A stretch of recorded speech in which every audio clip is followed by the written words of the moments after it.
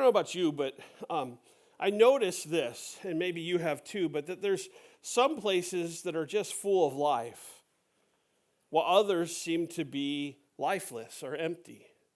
It just depends on where you go. What I'm told is that one of the most fascinating places in Israel to go is the Dead Sea. I've never been there. I hope to go one of these days. But with the Dead Sea, what you'll find is this, is that day after day, water pours into it, but nothing ever comes out of it. It becomes stagnant. It only receives and never releases. And because of that, there is no life there. Everything dies. There's no fish, no vegetation, nothing. What should bring refreshment, a body of water, doesn't. It's stagnant. Anybody ever seen stagnant water? It's not pleasant, is it? Well, now let's compare the Dead Sea with the Sea of Galilee. It also receives water, but it has an outlet, and water comes in and flows out. And what it does is it produces life. Because of the water that goes out, life flourishes around it. Okay? Now, Psalm 67 is going to confront us with this question: which sea are we becoming? Are we going to be the Sea of Galilee, or are we going to be the Dead Sea? We have a choice. Because spiritually speaking, it's possible for us to spend our entire lives only receiving from God, right? Sermons without obedience, grace without gratitude, blessings without generosity, and truth without transformation. It's easy for us to receive but not pour out. We could sit week after week taking in all this encouragement, this provision, this mercy, this grace, love, and yet never allow any of it to flow out of our lives to other people. And eventually, what you'll find is that what was intended to produce life becomes stagnant within us. We become bitter. We become frustrated easily. Psalm 67 reminds us that God never blesses his people merely for comfort. God, give me more stuff. You guys remember years back when the prayer Jabez became really popular? You could buy books, you could buy T-shirts, you could buy bumper stickers, you could buy everything. And the most fascinating thing to me was it was all about, God, give me more stuff. We prayed, God, give me more land, but we didn't necessarily pray the part, but God, keep me from evil. I kid you not. I walked into a family Christian bookstore in Manteca when this was going on. Now, that dates me, right? When was the last time you walked into a Christian bookstore? Years ago. You could buy the Prayer of Jabez boxer shorts. Crazy. Anyway, we want more stuff. You see, God blesses not so we get more stuff, but so that God gets glory. So that we can move through this world around us and impact it for the kingdom's sake, not for our sake. And I love Warren Wiersbe's definition of ministry in his book called On Being a Servant of God. He says, ministry takes place when human needs are met with divine resources through loving channels to the glory of God. God's asking us to be the loving channels that his divine resources flow through to his glory and to meet the needs of the people around us.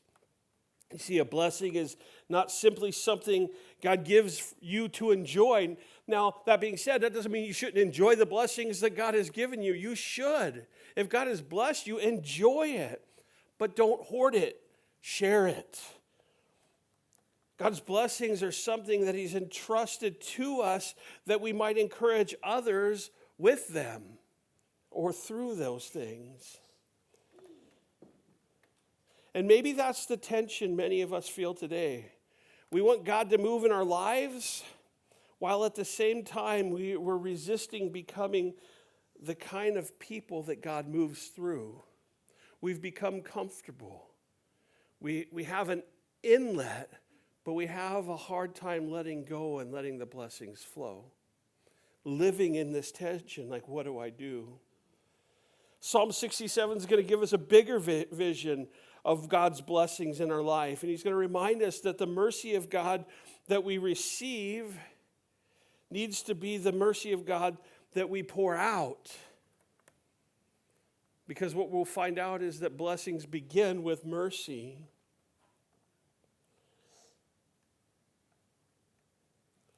Remember, a blessing is a gift from God that glorifies his name and helps people worship Jesus. And so today we're going to be looking at how God blesses us, that we might be a blessing to others. And really what we'll see is there's a sequence to it in Psalm 67. And so know this, we are blessed to be a blessing. That's pretty much the theme of Psalm 67. And so the first thing we're going to see in verse 1 is that blessing begins with mercy. Notice what he says. It says, to the chief musician on stringed instruments, a psalm, a song. God be merciful to us and bless us and cause his face to shine upon us. Selah. The psalm begins with what? Mercy. Mercy. Now, sometimes we don't like mercy, because sometimes what we want is justice. We were driving up Highway 4 on Friday, trying to get up out of here, and as we're driving, there was this car behind us that was impatient. You know those impatient drivers? The ones that put everybody else's life in danger. And as we were going, we're cruising along, and we're not going slow, but for whatever reason, this person was impatient. And if this is you today, I'm sorry, you made the sermon illustration, right? And so we're going, and this car's doing the whole trying to pass us. Well, some of those turns you should not pass. We just get up to the hill. There's a little passing lane. But right when you get up to the top, that passing lane stops, but that's where the guy decided to pass us. But the nice highway patrolman was sitting right here.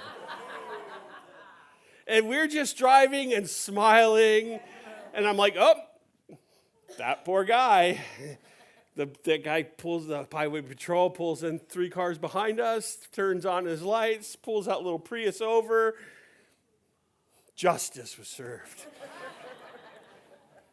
Why couldn't I have been merciful to the guy, right? I mean, it's like, but there's just something about, we like justice when it's towards somebody else, but when it comes to us, we long for mercy. And what we need to remember is that if we are going to, here, God be merciful to us and bless us. The psalmist is praying for a blessing. But he knew that blessing was established by the mercy of God, and that the mercy of God was the blessing. Charles Spurgeon says, mercy always comes before mission. We like to do, but what we need to receive the mercy of God before we do the mission of God. Why? So that the mercy of God would flow through us.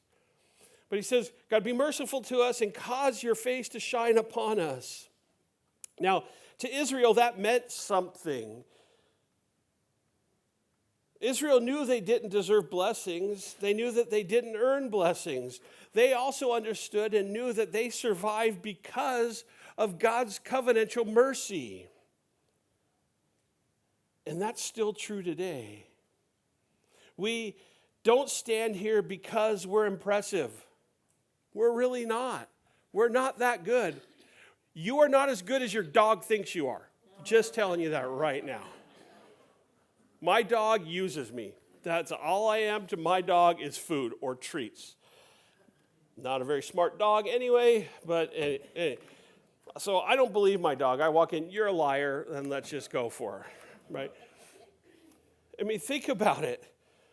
Have you ever noticed that every family has that one person that ruins the family photo? And the larger the family, the harder it is to get that photo. One's blinking, one's looking away, one's picking their nose. Then you got the dad who thinks he's funny. That's me, And yet, it still makes a Christmas card. Mercy. You see, God doesn't bless us because we've got ourselves together. He blesses us because He is merciful. That's who He is. It's His nature. Yeah, we'll get all dressed up for that family photo, but God still knows who we are. God doesn't bless because we got it together. He blesses because of who He is. And what does God's mercy look like? And this is where, when the psalmist prayed for God to bless them and to cause His face to shine upon them, he gives us understanding what the true blessing is. You see, to cause His face to shine meant something to the Hebrew culture. You see, the face of the king mattered. If you walked into the king's palace and the king looked away from you, you were in trouble. But if he looked at you with favor, it meant something. Think Esther. When she prayed, I got to go before the king, she was terrified. She didn't want to go. Because if the king didn't extend the scepter, she was done. That's why she fasted and prayed for 3 days. She was terrified. But when the king looked upon her, it changed everything. So in asking for mercy and His face to shine, what the psalmist is saying is this: God, let us live underneath your smile. Think about that. That's the mercy of God. God smiles at you. When? When you have it all together? No. When you're all dressed up with your goofy face taking a family photo. It's been said if God had a refrigerator, your picture would be on it. I looked at my refrigerator today and I saw a picture of my 2 grandkids. One's serious, the other one's a goofball. And it's right there. And it makes me smile every time I look at it. On the other side of the fridge, there's my kids. They make some interesting pictures. I think my favorite picture is Isaac when he was in kindergarten. It's perfect picture. It's so Isaac. Anyway. So, I want you to consider this. Are you living today like God is simply tolerating you? If so, that's not a true understanding of God's mercy. What God wants you to do is live not in this place where He's just putting up with me, but He wants you to know that He still delights in you, that He's smiling upon you. You see, because of Jesus, we don't live under God's rejection. We live underneath His shining face. Jesus is smiling. So remember that blessings always begin with mercy. And His mercy, check this out, is new every morning. Lamentations 3:22 and 23. Through the Lord's mercies, we are not consumed, because His compassions fail not. They are new every morning. Great is your faithfulness. God's mercies are new this morning. The second thing we're going to see in verse 2 is that blessings were never intended to be stored up. That your way may be known on earth, your salvation among the nations. Know this, God's blessings are not the end goal, but yet we tend to live that way. And when we live under that, with that reality, that will change everything. You see, Israel was blessed to reveal God to the nations. That's what we see here. God himself is a missionary God. Jesus left heaven and came to earth to give us his mercy, not just gain people. Abraham was blessed. Why? So that all the families of the earth would be blessed, not so that he could have more stuff. The church is blessed. Why? So that the world would see Jesus.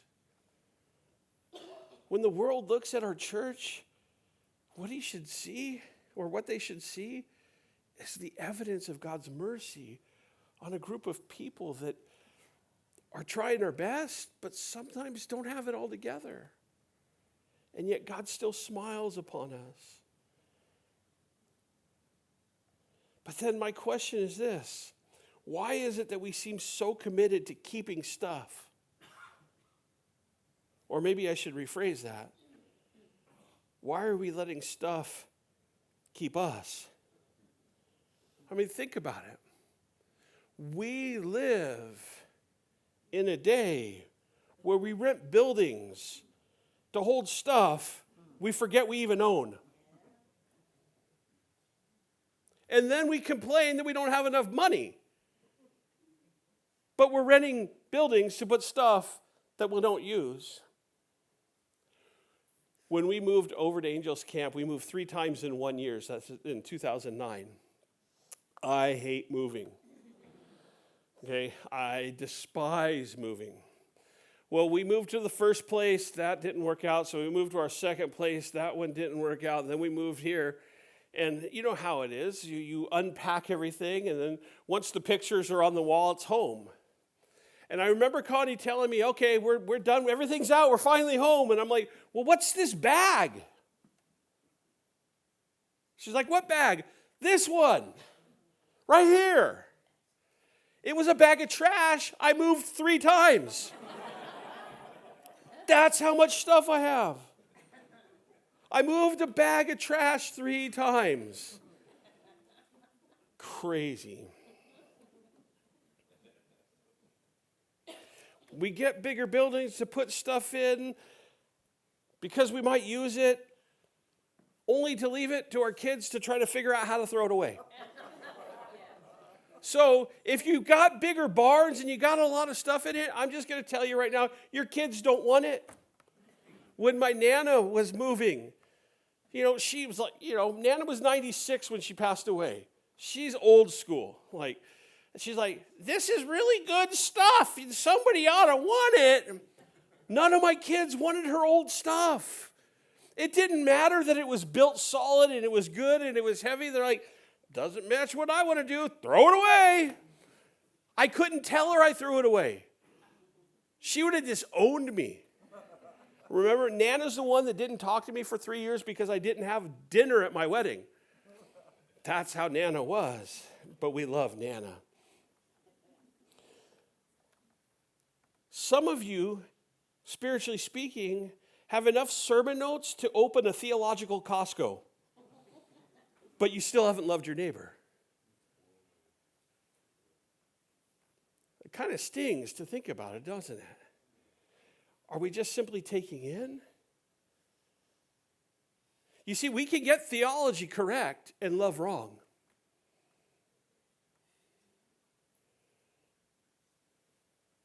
So how many of us have those spiritual storage units, old blessings, unused gifts,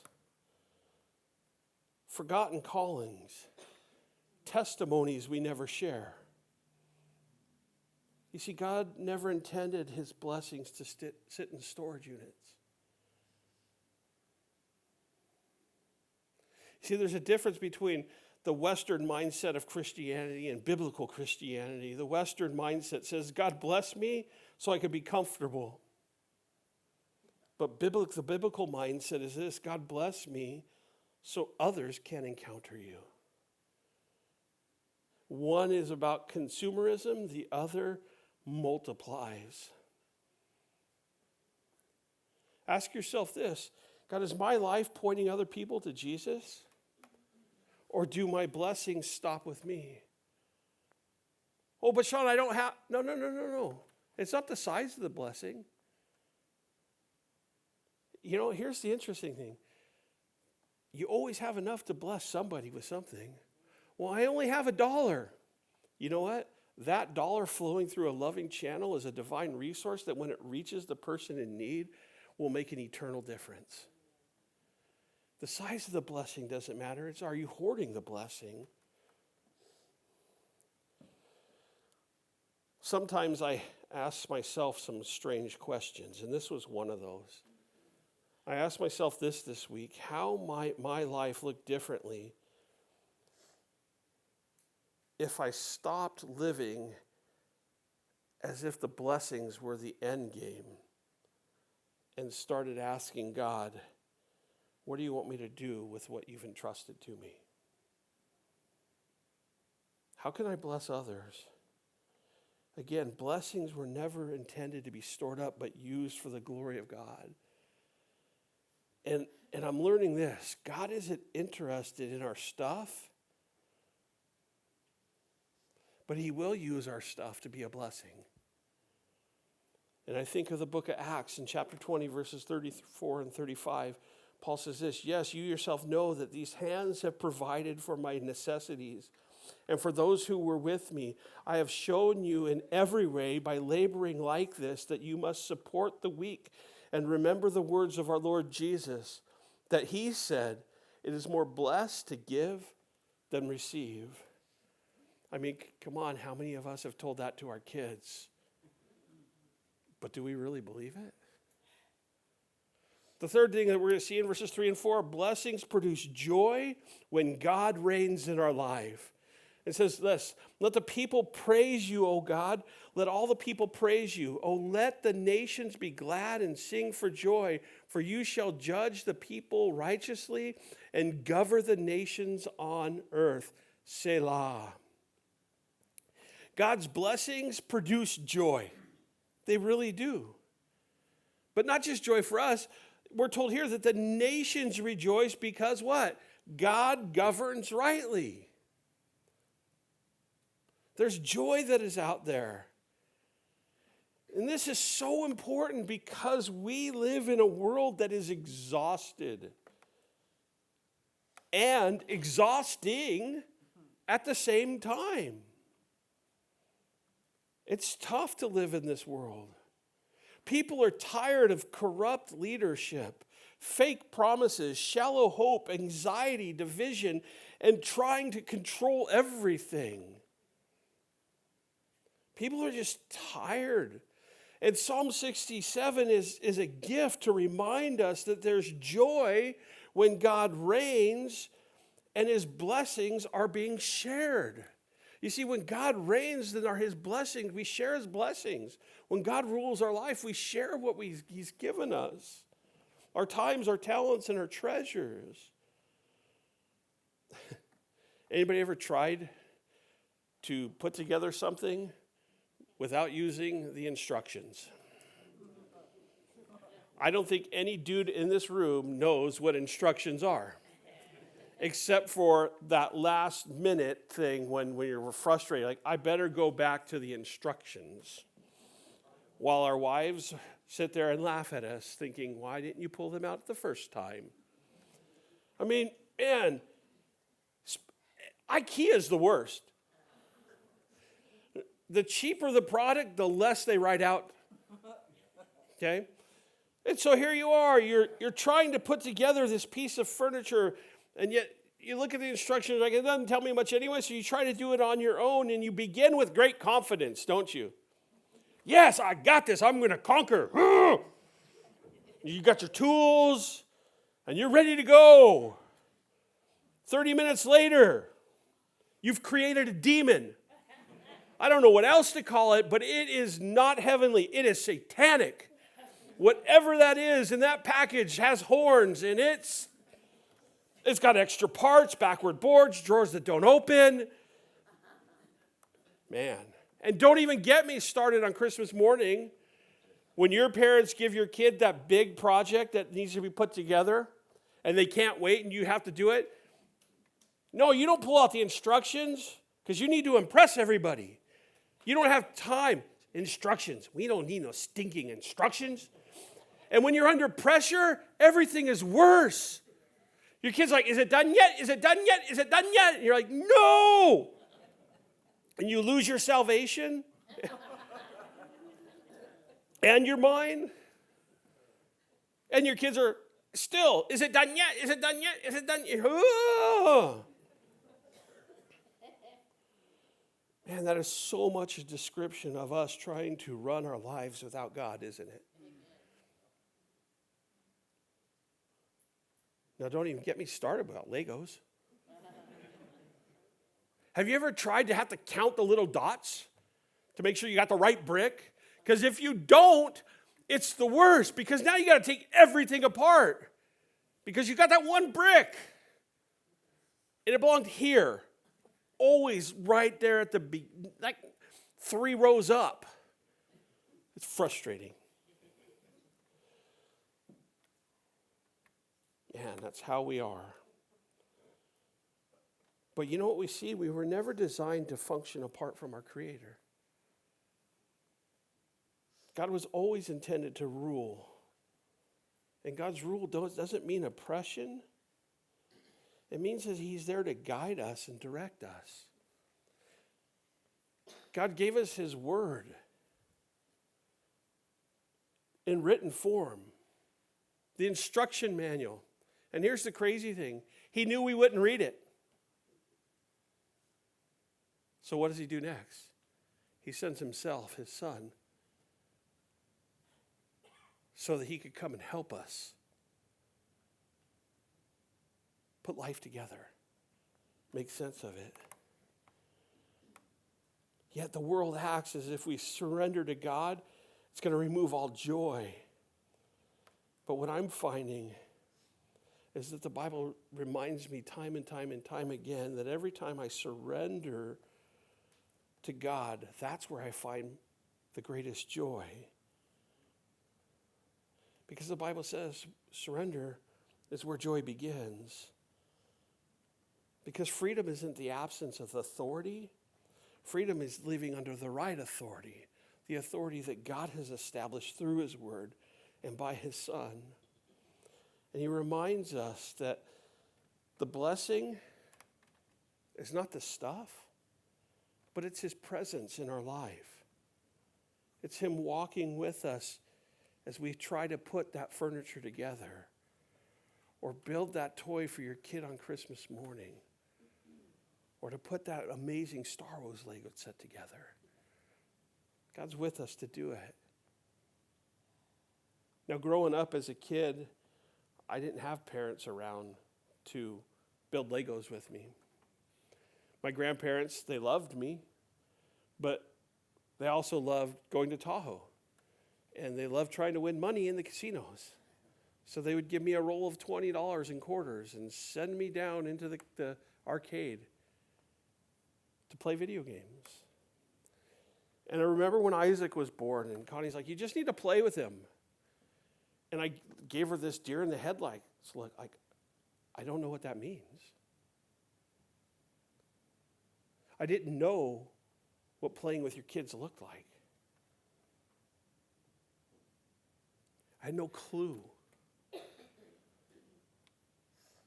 And what I realized is what my kids wanted more than anything wasn't just to get the Lego set built, but they wanted Dad on the ground building Legos with them. And when I think of God coming down from heaven, it's like Him saying, here's this instruction manual, but I'm going to get down at your level and I'm going to help you build that. Because that's the greatest blessing. Colossians 1:27 says, to them God willed to make known what are the riches of the glory of the mystery among the Gentiles, which is Christ in you, the hope of glory. And then the final thing that we're going to see about blessings is this.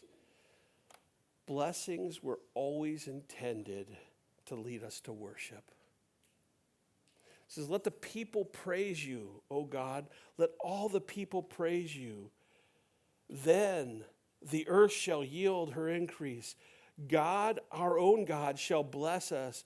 God shall bless us, and all the ends of the earth shall fear him. Guys, the goal of the church is not attendance. It's not popularity. It's not a platform or comfort. It's to worship our Creator. It's to worship our God who left heaven and came to earth to be with us. You see, the mission of God ends with people from every tribe and nation praising Jesus. In Psalm 67, we see an association here with blessings and the harvest. Now, for Israel, the harvest was deeply connected with God's covenantal faithfulness. We don't really rely on harvest that much. We ship our stuff in here and then complain that it costs so much. But what if we grew our own food? What if we had to plant our crops?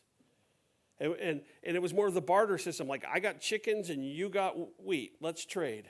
Here's some eggs. You got a cow. I need some milk. I'll trade you eggs. I'll never forget my second trip to Kenya in 2004. I took 20 high school students to Kenya.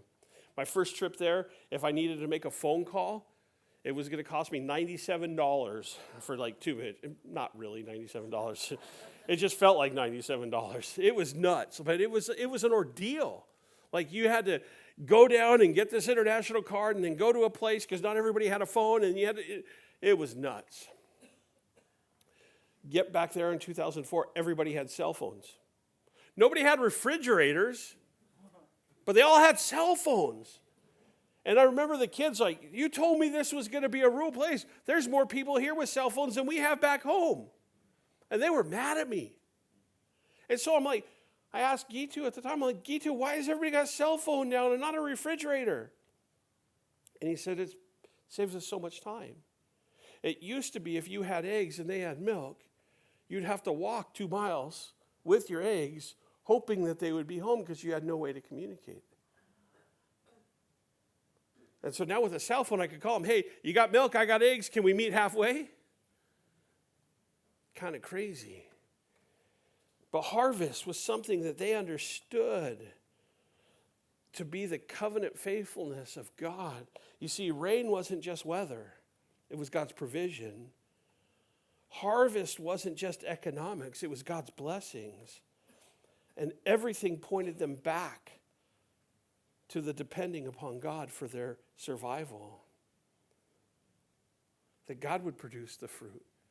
And I think spiritually speaking, sometimes we forget that God is still providing. And I believe that God wants us to come back to this place of remembering that God still produces fruit, even in times of drought. Some of you may be in that season where you're feeling buried, overwhelmed, wondering what to do.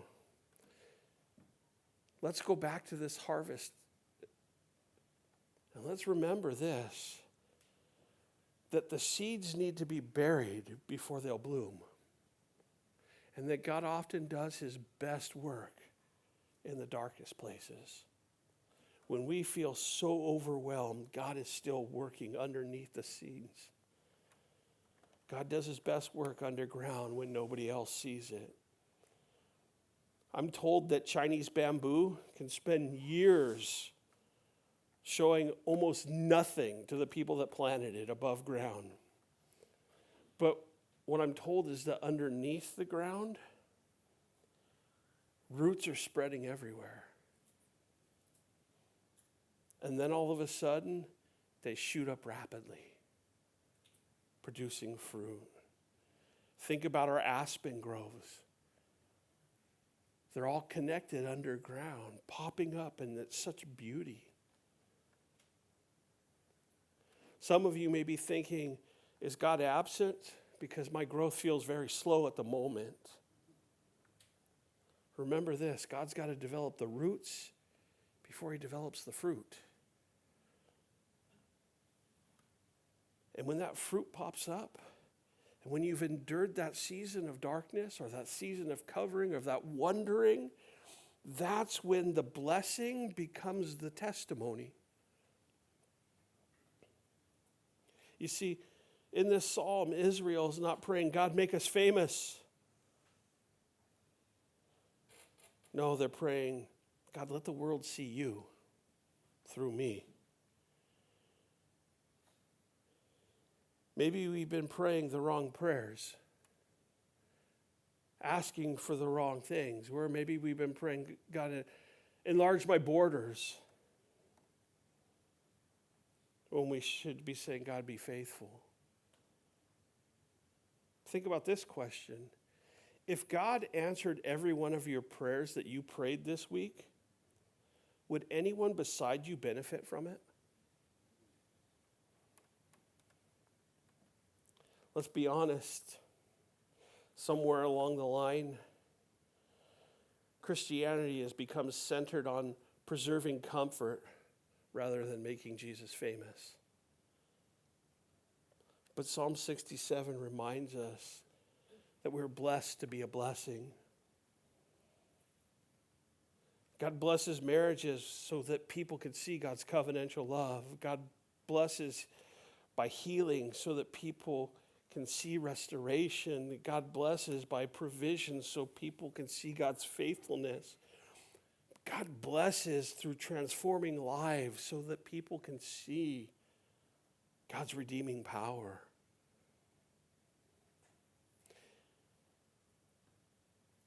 You are not the final destination for God's goodness, but you are meant to be evidence of it.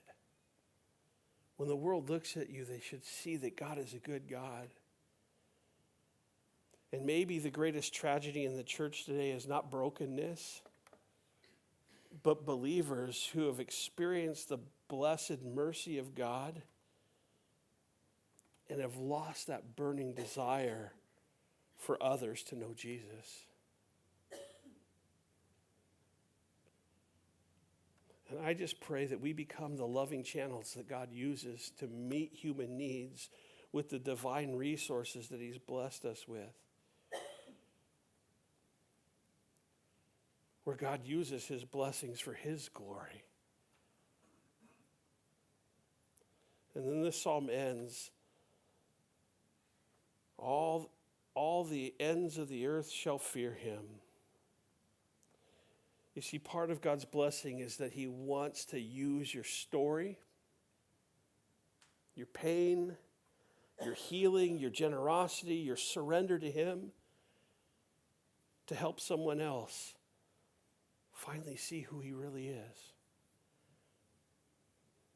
And when you think about this, the faith that shines upon you was never meant to only shine on you. It was meant to be the light of the world.